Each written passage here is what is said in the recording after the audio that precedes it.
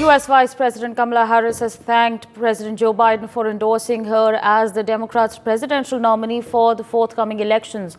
Joe Biden has stepped down from the race following his party members losing faith in his mental stability and lack of confidence to beat his opponent, Donald Trump.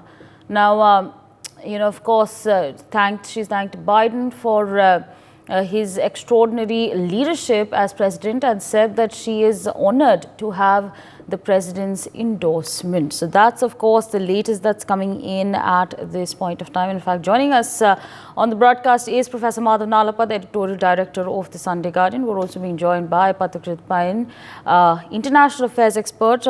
A very good morning to the two of you, and thank you so much for taking out time and speaking to us on NewsX. I'm going to start this conversation with Professor Madhav Nalapa. Now, sir, what do you make of Joe Biden's decision to step down and endorse Kamala Harris as the Democratic nominee for the U.S. presidential elections? What do you think of the timing also, in fact?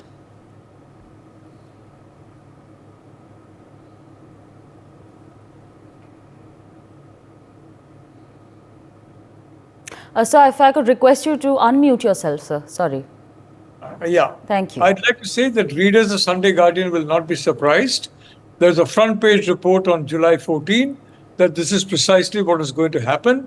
And that was followed up by my column yesterday, in which again I had said this is exactly what is going to happen. And it has happened. I had also predicted J.D. Vance, frankly, and that prediction also came true as the vice presidential pick of Donald Trump. I want to say that Biden has done the right thing in retiring from the race now. Yeah. The sooner he did it, the better. And certainly by the end of this month, he's done it much earlier. He's done it gracefully. And he's handed over charge to Kamala Harris, the vice president, who's the obvious choice. Now, there are nearly $500 million of funds waiting in the campaign for Kamala Harris to start using. And of course, she's going to start using that money, and she's going to campaign all over. And Kamala Harris, as vice president, was in the shadows, because the vice president is normally in the shadows, except occasionally people like Dick Cheney. But the reality is that both as a prosecutor and as a U.S. senator, Harris was outstanding. She was bold. She was fearless. She took on large corporates, which is why Wall Street absolutely hates her, and which is why Wall Street tried to get some top Democrats to say, no, let's have an open convention.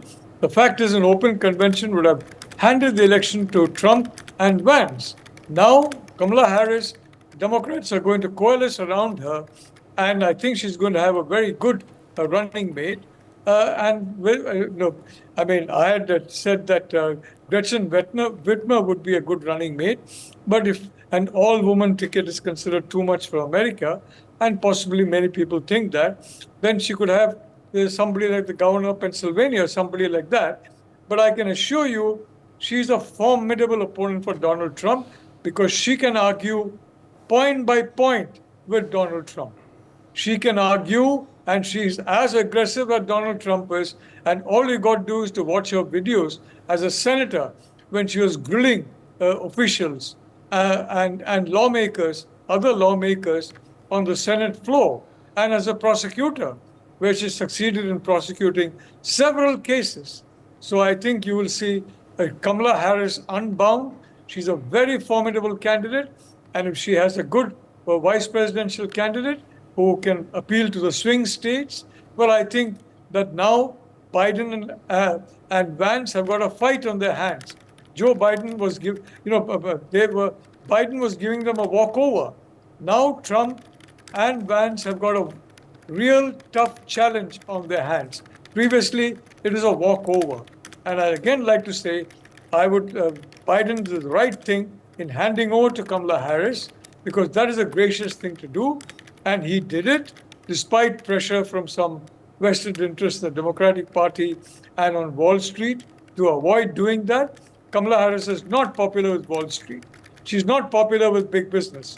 Trump, as president, he was technically anti-Wall Street, but his Commerce Secretary, Wilbur Ross, was 100% Wall Street. His Treasury Secretary, Steven Mnuchin, was completely Wall Street. And I think that was the undoing of Donald Trump in this particular term of office that he has held. So, and he's a billionaire, by the way.